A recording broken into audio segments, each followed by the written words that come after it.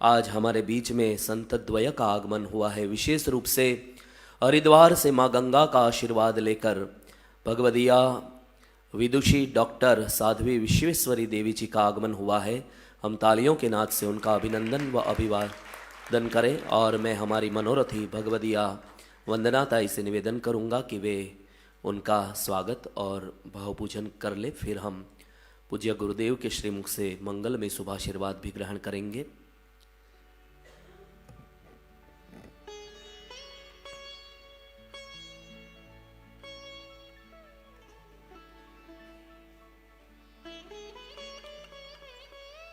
आपके द्वारा समग्र विश्व में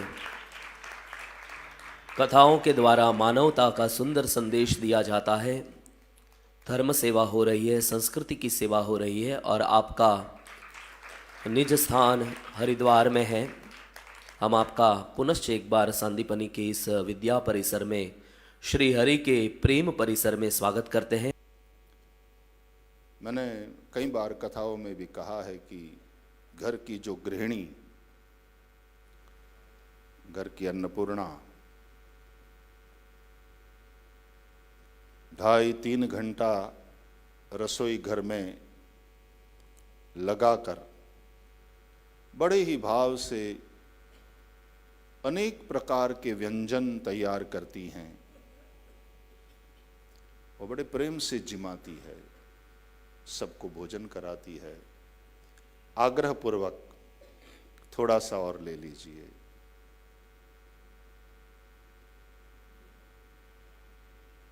सब जिम करके भोजन के पश्चात कोई टीवी देखने लग गया, बच्चे खेलने चले गए, अधिकांश अपने मोबाइल के साथ बिजी हो गए। लेकिन बाद में वो अन्नपूर्णा घर में रसोई में अकेली, या तो जो 2-3 उसके सहायक हैं तो उनके साथ वो भोजन करती है।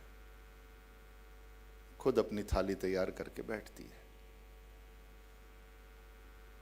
और इतने लोगों को तृप्त किया। उसकी तृप्ति के साथ भोजन के बाद तृप्ति, प्रत्येक ग्रास के साथ साथ तुष्टि, पुष्टि और क्षुधा निवृत्ति, ये तीनों बातें होती रहती है। ये तो है ही है, लेकिन ये अन्नपूर्णा जब भोजन करने बैठती है तो एक क्षुधा के साथ नहीं, तृप्ति के साथ बैठती है। इतने लोगों को तृप्त करने की तृप्ति। और भोजन करते करते यदि कोई चीज उसके अपने लिए न बची हो, क्योंकि अपने लिए क्या बचा है, वो अपनापन होता है, लेकिन वो अपने को तो खो चुकी होती है। घर की एक गृहिणी अपने को सब में बांट करके जीती है। बच्चों का एक हिस्सा बच्चों का, एक हिस्सा पति का, एक हिस्सा सास ससुर का, एक हिस्सा भुजाई का, ननंद का, इत्यादि इत्यादि। अपने आप को अनेक हिस्सों में बांटकर घर की गृहिणी जी रही होती है। तो अपने लिए कुछ बच्चे वो परोसते समय बच्चों को कभी ये न कहेगी, पति को कभी ये न कहेगी, यार इतना जोरदार खा रहे हो, मैं बाकी हूं अभी, मेरा भी तो विचार करो, ऐसा कभी न कहेगी। सब्जी बची ना हो तो जिस पात्र से सब्जी परोसी गई है, रोटी का टुकड़ा तोड़ करके उसी पात्र को जैसे साफ कर रही हो रोटी के टुकड़े से, और वहां सब्जी लगा करके खाते खाते और इतनी प्रसन्नता के साथ तृप्ति का एहसास उसके भीतर ही है कि आज तो सब लोगों ने बड़े मजे से सब्जी खाई, सबको बहुत अच्छी लगी, बाबूजी को तो बहुत अच्छी लगी, 3 बार ली। अपने लिए नहीं बची, उसकी कोई शिकायत उसके मन में नहीं है, सबको अच्छी लगी, सब तृप्त हुए, उसका आनंद उसके भीतर है। लेकिन जब वो अकेली अकेली भोजन कर रही होती है, तो मैंने तो अपने व्यासपीठ से कई बार कहा है, खास करके भोजन के बाद मोबाइल मचड़ता पुरुषों ने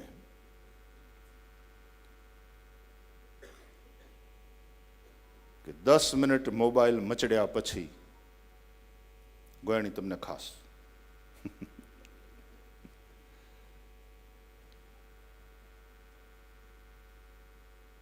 ક્યારેક વિચારવું કે હવે લાભુબેન જમવા બેઠા હશે,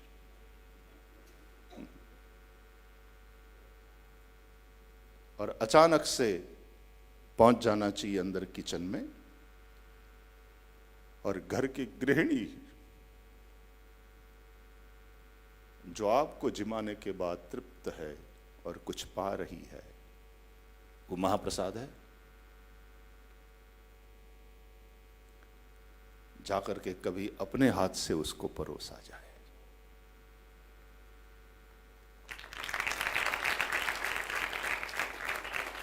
एक बेटा चला जाए घर में और मम्मी तू अकेला अकेला खा रही है,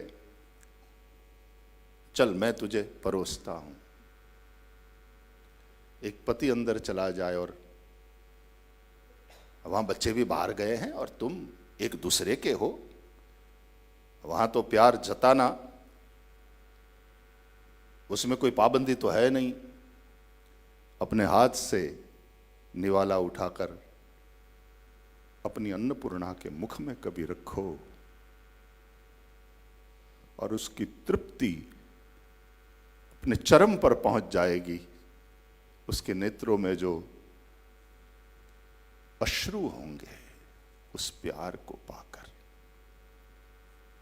घर की वो गृहिणी उस प्यार की भूखी है, उस सबको जिमाने वाली घर की अन्नपूर्णा को फिर कभी कोई आकर के जिमाता है। कुछ बस वही कार्य आप सब लोग कर रहे हैं। तो मुझे सामने बैठ करके जिमने का अवसर मिलता है, और आप सब लोग उसी प्यार से कि आप सबको साल भर जिमाते रहते हो, आज हम आपको खिलाने के लिए आए, आपको जिमाने के लिए आए। हमारी आदरणीय साध्वी विश्वेश्वरी देवी जी आज यहाँ आई हैं। उन्होंने भी जो थीसिस लिखी, तो मैंने अवलोकन, क्योंकि उन्होंने जब मैं वहाँ गया तो उन्होंने मुझे दिया था, उनका आग्रह था उनके स्थान पर मैं जाऊँ, तो हरिद्वार जब गया तो उन्होंने मुझे भेंट किया था, तो मैं संभाल के रखा था, जब समय मिलेगा। तो अभी इन दिनों अवलोकन कर रहा था, मुझे बहुत अच्छा लगा, तो मैंने फ़ोन किया साध्वी जी को कि मैं अवलोकन कर रहा हूँ और आपने बहुत अच्छा परिश्रम किया है, बहुत सुंदर लिखा। उस परिश्रम की ओर ध्यान जाना चाहिए। तो विद्वान एव जानाति विद्वज्जन परिश्रमम, ये जो कहा गया है। ये कुछ तैयारियां यहाँ चल रही है, तो आप सभी श्रोताओं को लगेगा, भक्तजनों को लगेगा अब क्या होने वाला है। तो अब ये होने वाला है कि प्रातः वेला से ही हमारे बीच में माँ गंगा का कृपा प्रसाद लेकर पधारी हुई साध्वी विदुषी डॉक्टर विश्वेश्वरी देवी जी का प्रवचन हम सभी को श्रवण करना है, क्योंकि अभी आरती होने में 7 बजे तक का समय है। तो हम 40-45 मिनट तक अब साध्वी डॉक्टर विश्वेश्वरी देवी जी के भी आशीर्वाद ग्रहण करेंगे। भागवत चिंतन शिविर चल ही रहा है। आइए, मंच सज गया है और हमारे बीच में हरिद्वार से माँ गंगा का कृपा प्रसाद लेकर साध्वी विदुषी डॉक्टर विश्वेश्वरी देवी जी उपस्थित है। जोरदार तालियों के नाद से हम अभिनंदन व अभिवादन करें।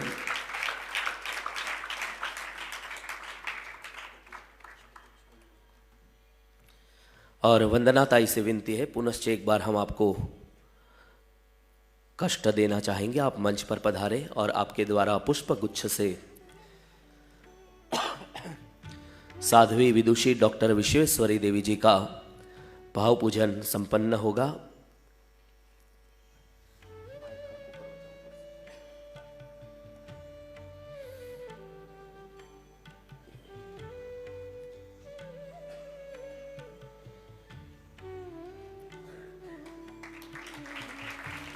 गंगा मैया की जय।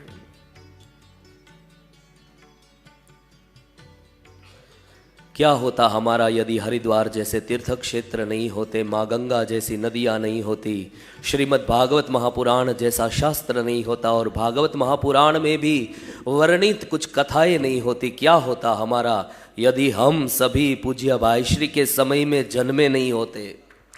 क्या स्थिति होती हम सबकी। हम सभी इतने भाग्यशाली है कि हम सभी पूज्य भाई श्री के समय में हैं। कभी कभी हम ये सोचते हैं तो हमें लगता है कि क्या स्थिति होती हमारी। आइए अब हम प्रार्थना करते हैं साध्वी डॉक्टर विश्वेश्वरी देवी जी से कि वे हम सभी को मंगलमय आशीर्वाद प्रदान करें।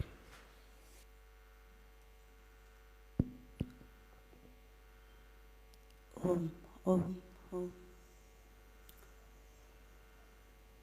बोलिए श्री राघवेंद्र सरकार की, श्री जानकी मैया की, श्री गंगे मैया की, सत्य सनातन धर्म की, सब संतन की, सब भक्तन की।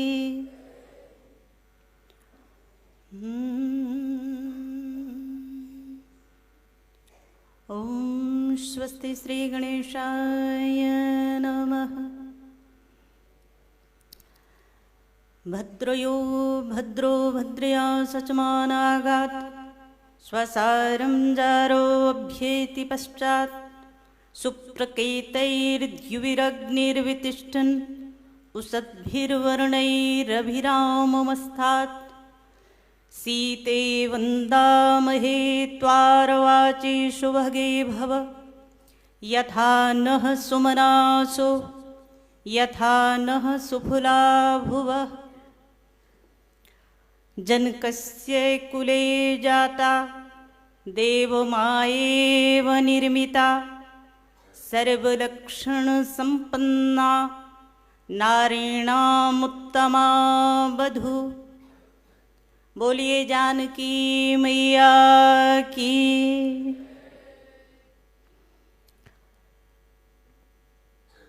सर्वनियंता अखिल अखिल कोटि ब्रह्मांड नायक परात्पर परिपूर्णतम ब्रह्म श्री हरि श्री नारायण मर्यादा पुरुषोत्तम भगवान श्री राम, अनेकानेक जिनके नाम हैं, अनेकानेक जिनके रूप हैं, अनेकानेक जिनके गुण हैं, ऐसे श्री हरि मंदिर के अधिष्ठात्र भगवान आराध्य देव श्री हरि के श्री चरणों में कोटिशः प्रणाम करते हुए आज आप सभी का तो सौभाग्य है ही, लेकिन इसके साथ साथ हमारा भी परम सौभाग्य है।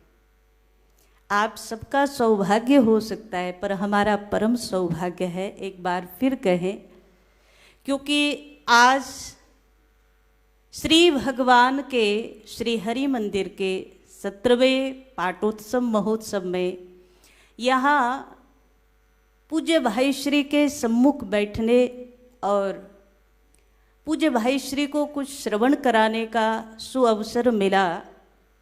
ये मानो हमें ऐसा लगता है कि जैसे कहते हैं ना कि जन्म जन्म के पुण्य करो तब कभी एकाध जन्म में एकाध क्षण का उन सब पुण्यों को एकत्रित होकर के जो सुफल मिलता है, जो अदृश्य में फल मिलता है, वो जीवन में सबसे ज़्यादा सुंदर और सबसे ज़्यादा स्वादिष्ट होता है, रसग्राही होता है।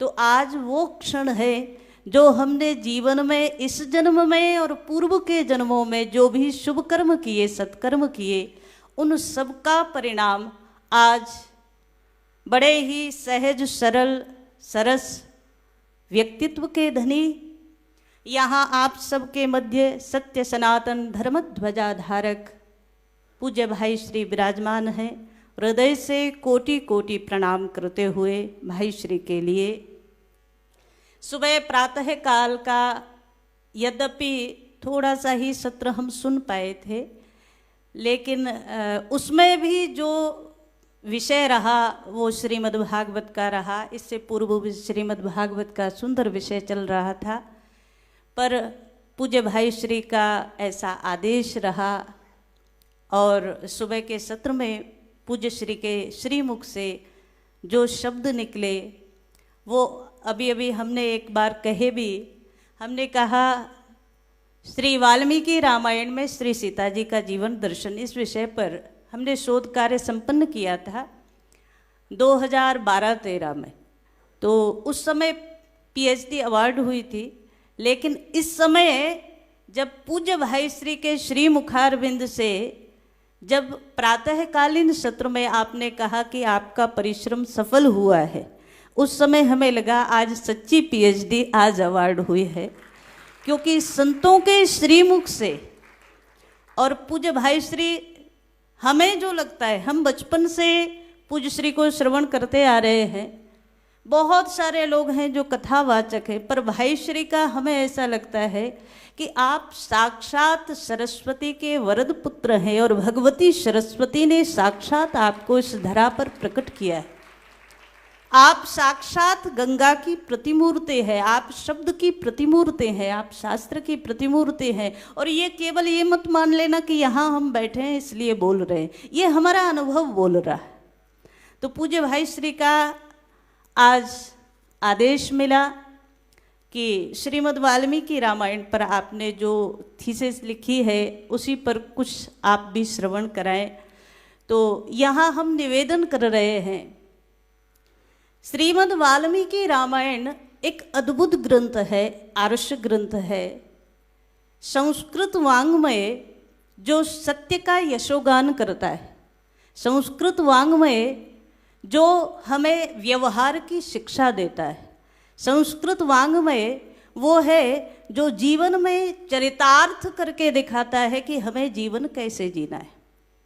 और ऐसे संस्कृत वाङ्मय में भी दो वाङ्मय है, वैदिक वाङ्मय और लौकिक वाङ्मय। वैदिक वाङ्मय में वेद से लेकर, ऋग्वेद से लेकर के पूरी परंपरा है वैदिक वाङ्मय की।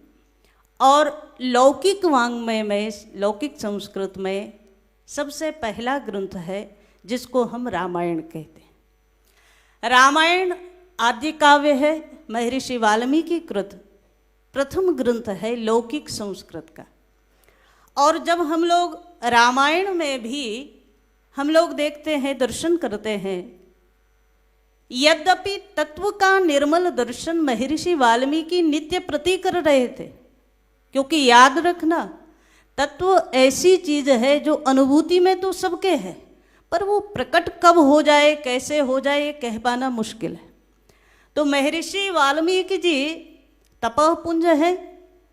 महर्षि जिस तत्व का, जिस राम का रोम रोम में अनुभूति कर रहे थे, वही निर्मल तत्व एक दिन एक श्लोक के रूप में प्रकट हो गया। मां निषाद प्रतिष्ठाम त्वमगमः शाश्वती समाह। और जब ये श्लोक प्रकट हुआ तो प्रश्न किया गया कि क्या प्रकट हुआ? बोले शोकः श्लोकत्वम् आगतः। शोक ही, महर्षि ने जब एक क्रौंच पक्षी का वध देखा तो शोक ही श्लोक के रूप में प्रकट हो गया।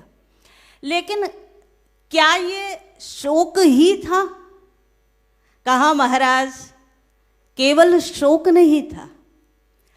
ना जाने कितने जन्मों की तपस्या के बाद जो एक निर्मल तत्व, जो निराकार, जो परम तत्व है, उसकी अनुभूति ही करुणा के साथ प्रकट हुई, दया के साथ प्रकट हुई। क्योंकि हमारा सनातन कहता है, आपने परमात्मा की अनुभूति की है तो कहीं ना कहीं आपके हृदय में दया के रूप में ही वो अनुभूति प्रकट होगी, वो करुणा के रूप में ही प्रकट होगी। तो उस रूप में प्रकट हुई। स्वयं ब्रह्मा जी प्रकट हुए और ब्रह्मा जी ने कहा आप रामचरित्र का लेखन करिए। महर्षि ने रामचरित्र, रामस्य चरितम कृतस्नम, आप रामचरित्र को करिए, लेखन प्रारंभ करिए। तो महर्षि ने नेत्र बंद किए और रामचरित्र पूरा का पूरा नारद जी के माध्यम से श्रवण कराया गया मूल रामायण के रूप में। लेकिन यहाँ हमारा प्रश्न ये है कि रामचरित्र तो हम रामायण में सुनते हैं, रामचरित्र तो हम रामायण में पढ़ते हैं, पर इसमें एक और महत्व का चरित्र है, वो कौन सा है? और तब महर्षि ने एक शब्द कहा, कृष्णम रामायणम काव्यम सीताया चरितम महत्। राम जी का चरित्र तो सबने सुना है, पर रामायण में राम जी से भी महत् एक चरित्र है और वो है सीताया चरितम महत्। तो हमारा जब शोध कार्य प्रारंभ हुआ तो हमें इसी श्लोक ने प्रेरित किया कि सीता जी पर कुछ लिखा जाए। यद्यपि वो भगवती है, आराध्या है, उनके लिए क्या कहा जाए? उद्भव स्थिति संहार कारणीम क्लेशहारणीम सर्वश्रेयस्करीम सीताम न तो हम श्री राम वल्लभाम, उनके लिए क्या लिखा जा सकता है, क्या कहा जा सकता है? लेकिन कुछ ऐसी प्रेरणा बनी, और जब प्रेरणा बनी तो सीतायास चरितम महत्, इसी को लेकर के प्रारंभ किया गया। महत् क्या है सीता जी के चरित्र में? यद्यपि थोड़े समय में या थोड़े शब्दों में कह पाना मुश्किल है, पर हम प्रयास जरूर करेंगे। यहाँ सब विद्वान लोग बैठे हैं। श्री राम जी के लिए जब कहा गया, राम जी के अंदर क्या है? बोले तमेवम गुण संपन्नम रामम सत्य पराक्रमम। श्री राम जी गुण संपन्न है, सत्य पराक्रम है, सर्व गुण संपन्न यदि कोई है तो भगवान ही है, पूर्ण यदि कोई है तो परमात्मा ही है। तो जब राम जी के लिए सर्वगुण संपन्न कहा गया तो श्री सीता जी का महत् चरित्र है, तो सीता जी में ज़्यादा गुण होने चाहिए, ज़्यादा विशेषता होनी चाहिए, ज़्यादा महत्व होना चाहिए। तो हम लोगों ने पूरा श्रीमद् वाल्मीकि रामायण को लगभग 15 बार स्वाध्याय किया, और 15 बार स्वाध्याय में जो निकाला, श्री राम जी की भांति ही सीता जी में विलक्षण गुण है। कभी उनको कहा गया भूतल से प्रकट हैं, वीर शुल्का हैं, अयोनिजा है, राम की सहचरी है, जनक कुल कीर्ति वर्धनी है, तपस्विनी है, कृतज्ञा है, रुष्ट चेतना है, करुणामयी है। इस रूप में जब हमने गुण गिनना प्रारंभ किए तो भगवती श्री जानकी के गुणों को लिख पाना तो मुश्किल था। केवल शब्द लिखा और श्लोक संख्या दी, उसमें 2 पेज पूरे भरे हैं। तो भगवती श्री जानकी का चरित्र जो है सीतायास चरितम महत्। अच्छा, इसमें वेदों से लेकर के परंपरा प्रारंभ की। श्री अभी हमने कहा ना, संस्कृत वाङ्मय में सर्वप्रथम वेद आते हैं। वेद अपौरुष है। वेद का जो ज्ञान है वो परोक्षवादी ज्ञान है। वेद में सीधा सीधा किसी के लिए कुछ नहीं कहा जाता, लेकिन जो कहा जा रहा है उसके अनेक अर्थ हो सकते हैं। यही वेद भगवान की सबसे बड़ी महिमा है। तो सबसे पहले वेद में भगवती श्री जानकी और सीताराम जी का जो चरित्र है, क्या वेद में आया? तो इस पर बहुत सारे विद्वानों में अलग अलग मत है। तो यहाँ एक श्लोक केवल आपके सम्मुख कहेंगे, जिसमें एक श्लोक में ही पूरी रामायण आई है।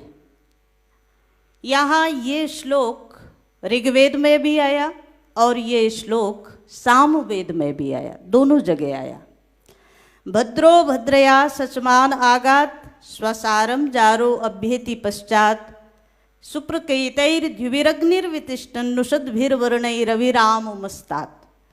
और श्री नीलकंठ चतुर्धर जी ने इस मंत्र की जो व्याख्या की है, इस मंत्र के 4 चरण हैं और चारों चरणों में पूरी राम कथा आ जाती है। और उन्होंने बड़े सुंदर भाव से कहा है, भद्रो भद्रो अर्थात राम भद्र, भद्रया अर्थात सीतया सह, सचमानः सज्जमानः, आगात दंडकारण्य इत्यर्थात स्वसारम अंगुल्यः स्वसारम तद्वंतम सीतायाः पाणिग्रहीतुम जारो रावणः पश्चात रामात् परुक्षे। जब राम जी नहीं थे उस समय रावण आया। अभ्येति आगात इति पूर्वोक्तानुवादः ततो रावणे हते सति जायागारः पत्येति श्रुते। जाया मतलब जो हमारे यहाँ श्रुतियों में मंत्र आता है उसके अनुसार जाया यानी पत्नी और श्री भगवती जानकी का अपहरण करके रावण ले गया। द्युभिः द्युलोक साधनतया द्यु शब्दवाचः वाच्यः रामदारैः सह रामं रामस्याभिमुखम् अस्थात् स्थितवान् सुप्रकेतैः शोभन चिह्नैरिति दार निर्दोषत्वं सूचितम्। वितिष्ठन् स्थादति संबंध तिष्ठन्नासीदित्यर्थः। ये पूरा एक ही श्लोक में पूरी राम कथा कही है। पहले के एक चरण में भद्रो भद्रया सचमान आगात मतलब भगवान श्री राम सीता जी के सहित वन में आए, ये प्रारंभ किया। इसके बाद द्वितीय जो कहा स्वसारम जारो अभ्येति पश्चात रावण आया और जानकी जी का हरण करके ले गया। तीसरी पंक्ति में जो कहा सुप्रकेतैर द्युभिरग्निर्वितिष्ठन्, अग्नि के माध्यम से लंका को जो हनुमान जी ने जलाया, जो सुंदर कांड की कथा है, वो तीसरे चरण में कही। और चतुर्थ चरण में कहा नुषद्भिर वर्णैरभिराममस्तात्, अर्थात भगवान श्री राम के सामने उद्दीप्त तेज के साथ अग्निदेव उपस्थित हुए और श्री जानकी जी को राम जी को सौंप दिया। अच्छा, ये जो एक श्लोक कहा गया, इसके चारों चरण में पूरी राम कथा कही। इन चारों चरणों में जानकी जी मुख्य है कि नहीं है, एक क्षण के लिए सोच कर देखना। इन चारों चरणों में राम कथा में सीतायास चरितम महत है, श्री जानकी जी का चरित महत है। अब इसे हम दूसरे रूप में समझें।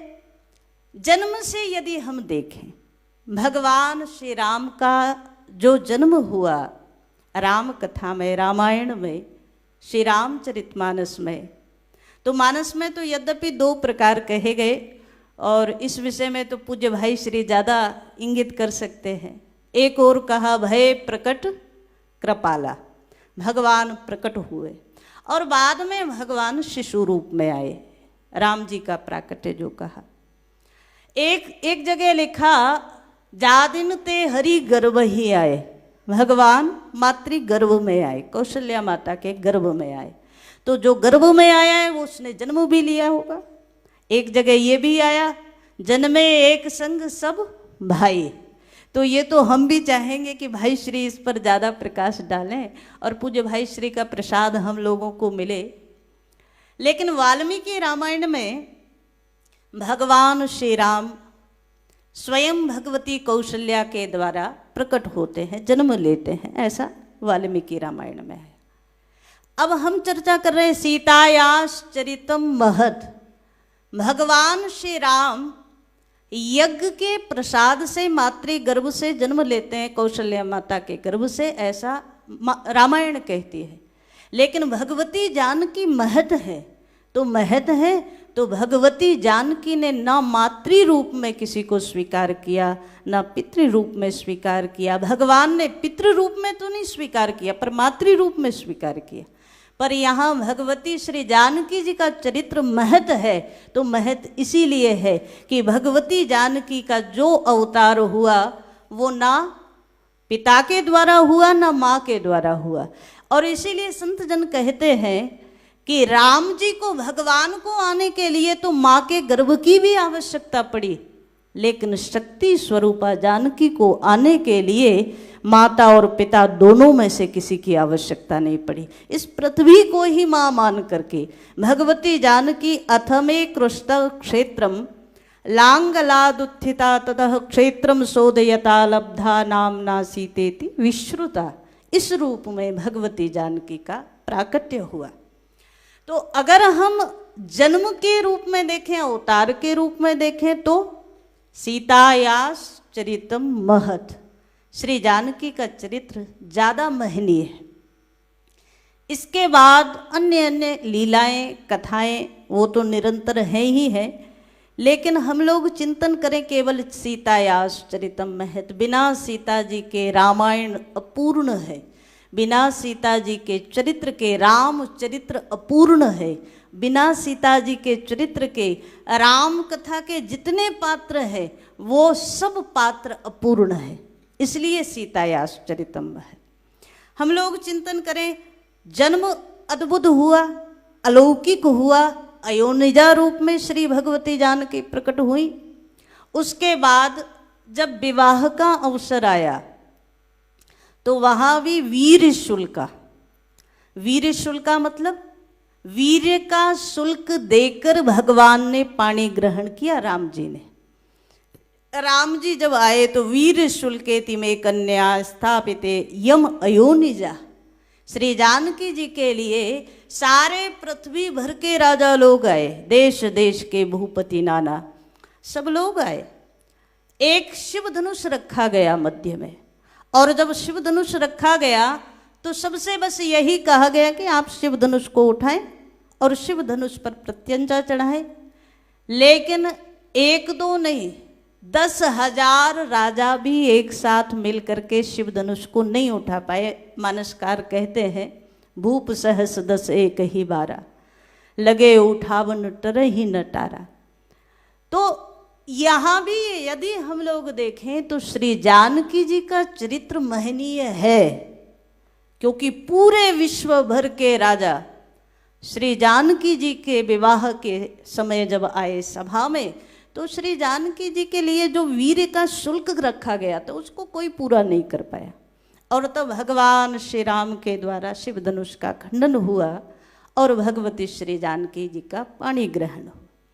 जब पाणी ग्रहण हुआ भगवती श्री जानकी जी का, तो जानकी जी का अभी तक का जो जीवन है, कोई भी कन्या हो, जानकी जी ही नहीं, केवल सभी जितनी कन्या है माता पिता के घर में संस्कार सहेजती है, सीखती है, माता पिता के घर में शिक्षा सीखती है, और जहाँ ससुराल में पहुँची वहाँ से शिक्षा का प्रैक्टिकल शुरू होता है, उनके जीवन का प्रैक्टिकल शुरू होता है। हम तो अक्सर कह देते हैं, जो बेटी पिता के घर में सबसे आखिरी में उठती थी, सबसे बाद में जागती थी, वो ससुराल में सबसे पहले उठती है। जो बेटी माता पिता के घर में सबसे पहले खाती थी, वो ससुराल में जाकर के सबसे बाद में खाती। आज पूज्य भाई श्री सुबह जब बोल रहे थे तो मतलब आँख सजल हो गई, वो सच्चाई है। पिता के घर में उससे पूछा जाता था, तुझे क्या खाना है, तेरी पसंद का क्या है, वो बनना चाहिए। तो पिता के घर में बिटिया की पसंद का बनता है, ससुराल में जाकर वो सबसे पूछती है, आपको क्या खाना है, आपको क्या खाना है, आपको क्या पसंद है। उस सबको बना कर देती है और सबको खिला कर खाती है। इसीलिए ये जो ससुराल का जीवन है ये प्रैक्टिकल का जीवन है। आपने जो शिक्षा ली, जो संस्कार लिए, उन सब संस्कारों को व्यवहारिक रूप में उतारना है।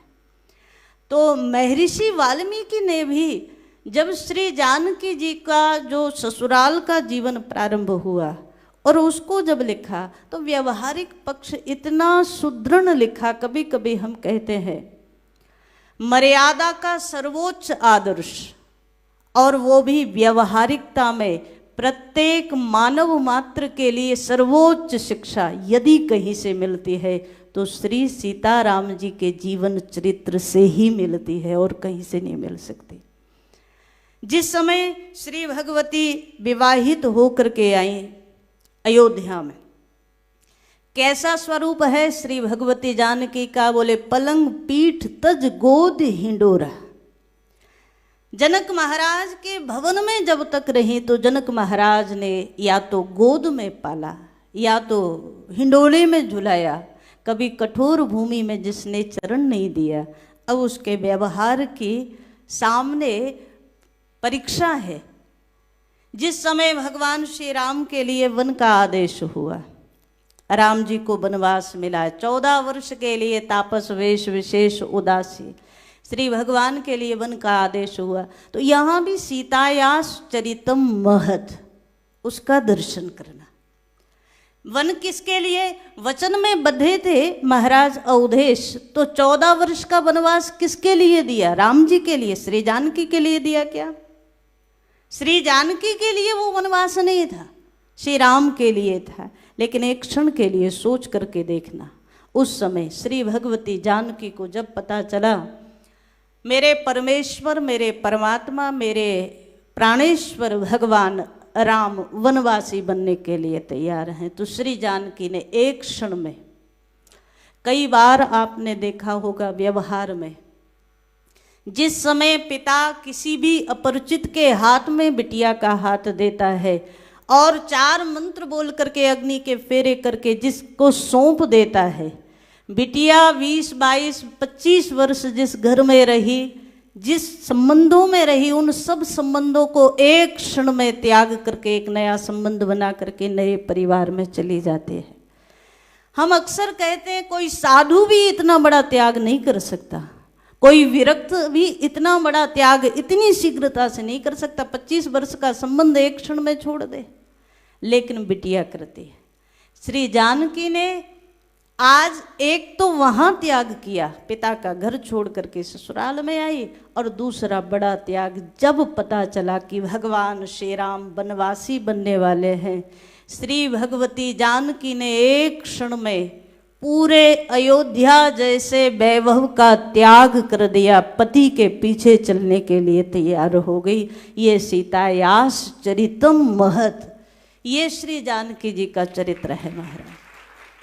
और एक क्षण के लिए सोच कर देखना, कभी श्रीमद् वाल्मीकि रामायण में, आप तो यहाँ सब विद्वान लोग बैठे हैं और भाई श्री की छाया में आप लोग बैठे हैं, कभी ये प्रसंग पढ़ करके देखना, जिस समय वलकल वस्त्र लेकर के आई कैकेयी, और जिस समय वलकल वस्त्र राम जी को दिया, श्री लक्ष्मण को दिया, और उसी समय वलकल श्री जानकी जी के हाथ में दिया।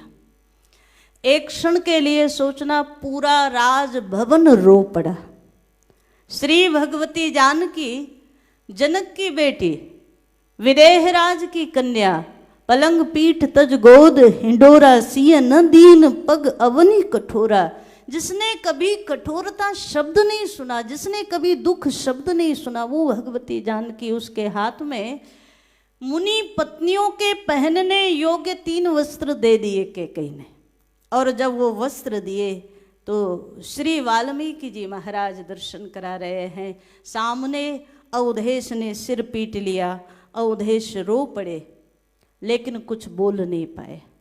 और उस समय ब्रह्मा के पुत्र पुरोहित वशिष्ठ जी महाराज उठ करके खड़े हुए, और पूरा राजभवन जहाँ सन्न था, कोई कैकेयी के सामने बोल नहीं पा रहा था। लेकिन आज निरीह अवस्था में राम जी ने वस्त्र पहन लिया, लक्ष्मण जी ने वस्त्र पहन लिया, लेकिन जानकी हाथ में लिए हुए खड़ी है अभी तक। और उस समय सारे लोगों ने जो देखा, जानकी को मानो किसी ने पूछा आप पहनती क्यों नहीं, तो जानकी रो पड़ी, मैंने कभी मुनियों की स्त्रियों को ये वस्त्र पहनते हुए देखा नहीं, मैंने आज तक राजसी वस्त्र ही पहना, इन वस्त्रों को पहनना कैसे ये मुझे पता नहीं। और जब उस भगवती जानकी के शब्द सुने ना, तो पूरा राजमहल रोया। उस समय ब्रह्मा के पुत्र वशिष्ठ रोए, और वशिष्ठ जी ने स्पष्ट कहा, न गंतव्यम वनम देव्या सीतया शील वर्जते, अरे संपूर्ण शील का परित्याग कर देने वाली कैकेयी, तूने राम के लिए वनवास मांगा है, राम 14 वर्ष के लिए वनवासी बनेंगे, लेकिन सीता वनवासिनी बन करके नहीं जाएगी। और उस समय कहा, अनुष्ठास्यति रामस्य सीता प्रकृतमासनम, जिस आसन पर राम को बैठना था, जो सिंहासन राम का था, वो सिंहासन तो तूने छीन लिया, लेकिन मैं आज ब्रह्मा का पुत्र वशिष्ठ ये कहता हूँ, जिस आसन पर राम को बैठना था उस आसन पर सीता बैठेगी, लेकिन सीता को वनवासिनी नहीं बनना है। सीतायास चरितम महत, एक क्षण के लिए सोचकर देखना, पूरा राजभवन सन्न हो गया। इस समय यदि श्री भगवती जानकी चाहती तो गुरुदेव के कथन को स्वीकार करके वनवासिनी ना बनती तो कोई पाप लग जाता, कोई बुराई हो जाती, कोई अपराध हो जाता। कहा महाराज बिल्कुल नहीं, जिसे गुरु वशिष्ठ जी ने आदेश दे दिया, संसार में कोई उसे वेद विरुद्ध नहीं कह सकता, क्योंकि कहा गया है आत्मा ही दाराह सर्वेशाम दार संग्रहवर्तिनाम, सभी के लिए आत्मा ही दारा। स्त्री जो है, पत्नी जो है, धर्म जिसके साथ जुड़ा है, धर्म पत्नी अर्धांगिनी, वो आत्मा है पुरुष के लिए। और वो जो दारा है ना, वही आत्मे यमिति रामस्य पालयिष्यति मेदिनीम, तो राम की आत्मा है श्री भगवती जानकी। इस रूप में राम भले ही वनवासी हो जाए, पर गुरुदेव का आदेश हुआ सीता सिंहासन पर आरूढ़ होगी और सीता का आज राज्याभिषेक होगा और सीता सारी पृथ्वी का पालन करेंगी।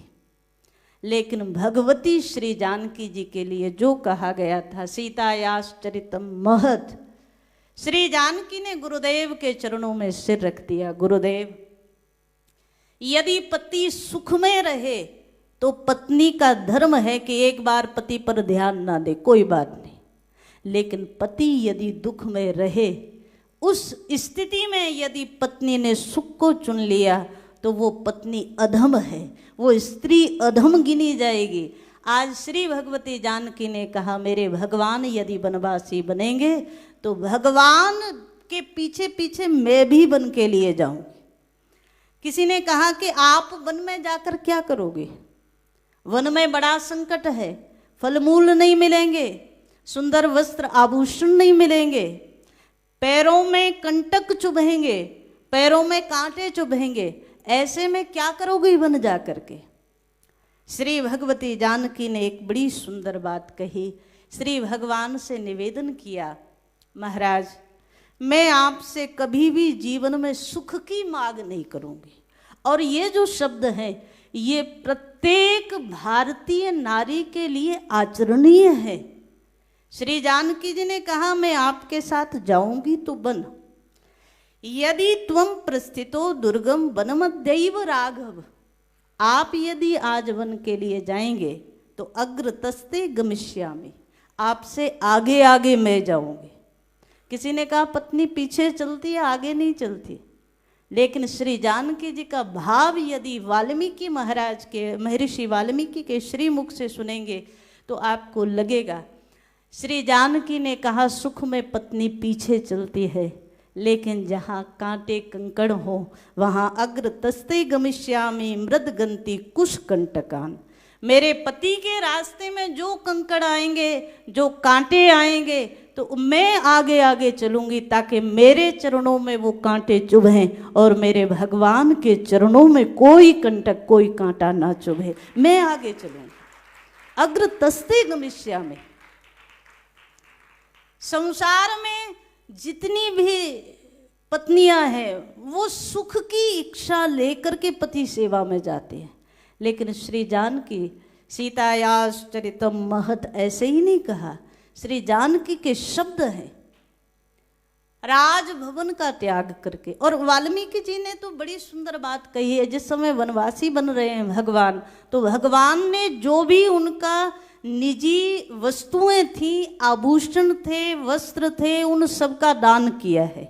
महर्षि वाल्मीकि ने दर्शन कराया और भगवान ने दान किया है, तो श्री जानकी जी ने भी अपने एक एक आभूषण का, एक एक चीज का दान किया है। उसके बाद में वनवासिनी बन करके मुनि पत्नियों के वस्त्र पहन करके श्री जानकी चले हैं, ऐसा पूरा वर्णन आया है।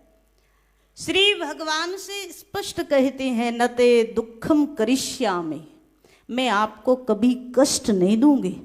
श्री जानकी ने कहा आपको लगे कि मैं आपसे सुख की मांग करूंगी ना, मैं आपको सुख देने के लिए वनवासिनी बन रही हूँ, आपसे सुख की मांग करने के लिए कभी वनवासिनी नहीं बन रही हूँ।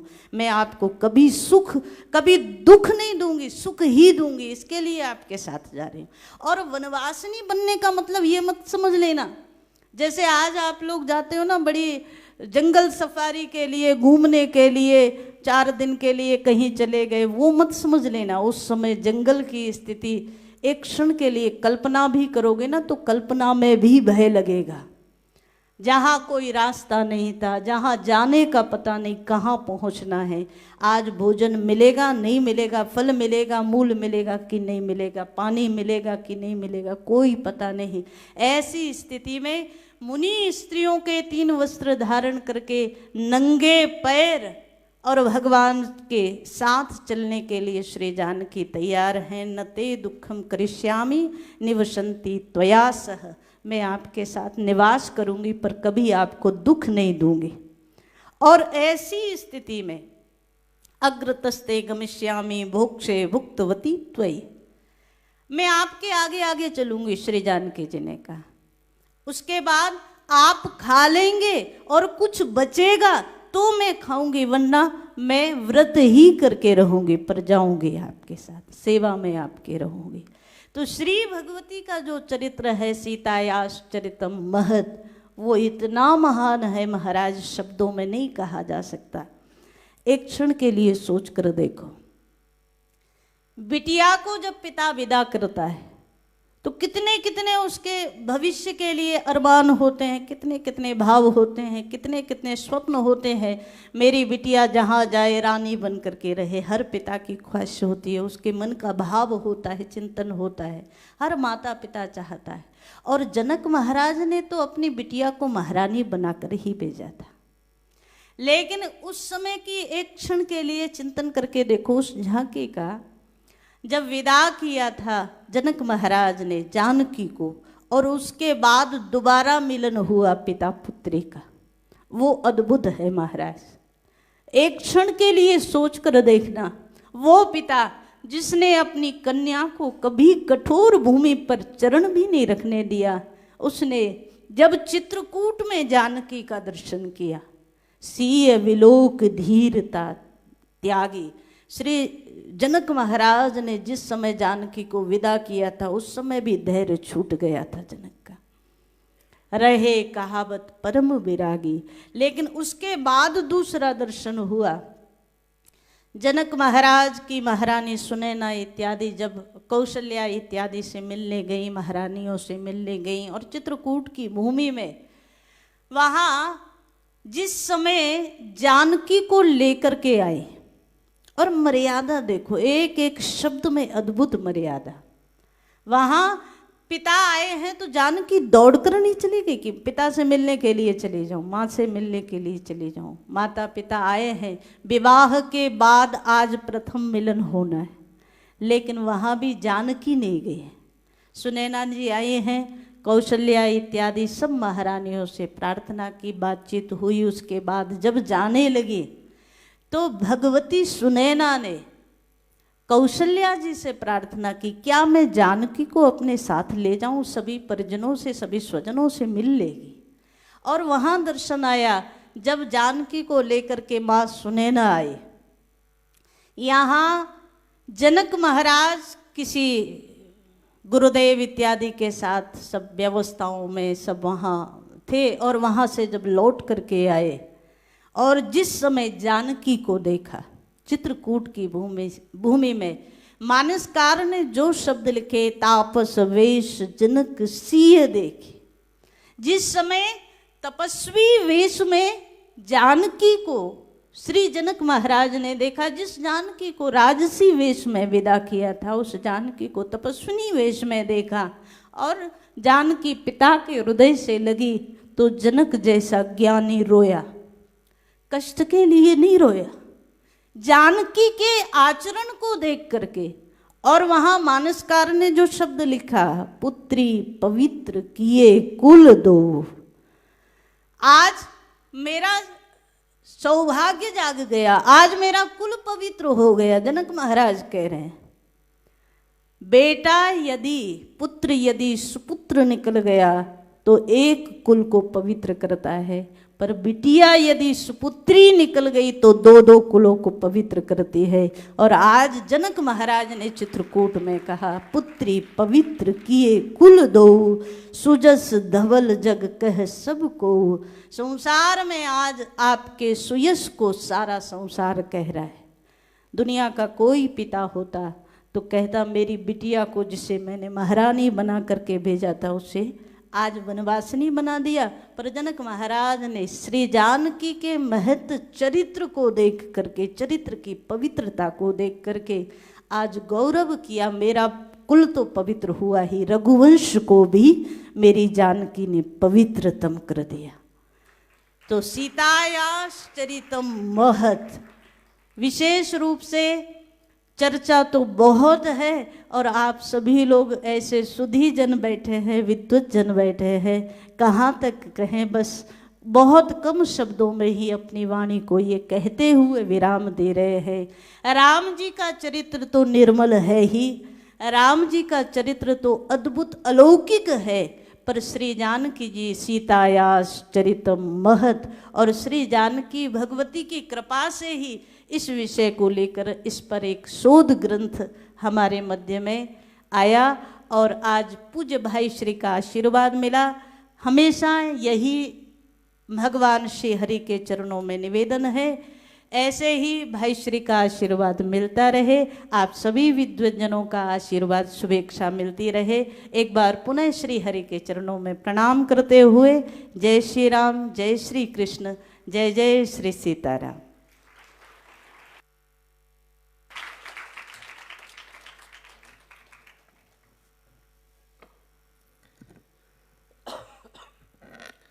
हम सभी ने माँ गंगा के पावन तट से माँ गंगा के मंगलमय आशीर्वाद को लेकर पधारी हुई हमारे बीच में भगवदिया साध्वी विदुषी डॉक्टर विश्वेश्वरी देवी जी के श्री मुख से माँ जानकी के दिव्य चरित्र का थोड़ा सा दर्शन किया हम सभी ने। सीतायास चरितम महद पर आपने अपने हृदय के जो भाव हम सभी के बीच में रखे बड़े ही अनुपम और अनूठे हैं।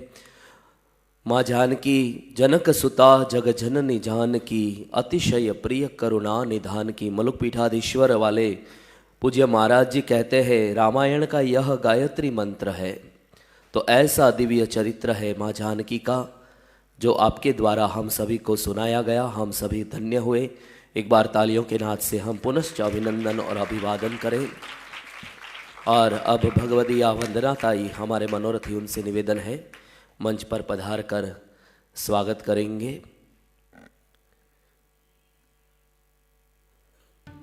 पाटोत्सव के इस वर्ष के हमारे मनोरथी है नवरात्र, पाटोत्सव, जन्माष्टमी, होली पर्व, ये सारे उत्सव जो दीपावली पर्व यहाँ श्री हरि मंदिर में मनाए जाते हैं और हमारे श्री हरि के समर्पित भक्त परिवार कोई ना कोई मनोरथी बनकर प्रस्तुत होता है। तो आपके द्वारा जो ये भाव पूजन का क्रम है वो आपकी पूजा का ही एक क्रम है। यहाँ श्री हरि के सन्निधि में आपके द्वारा पूजन संपन्न हो रहा है। हम सभी तालियों के नाद से स्वागत करें, अभिनंदन करें, अभिवादन करें।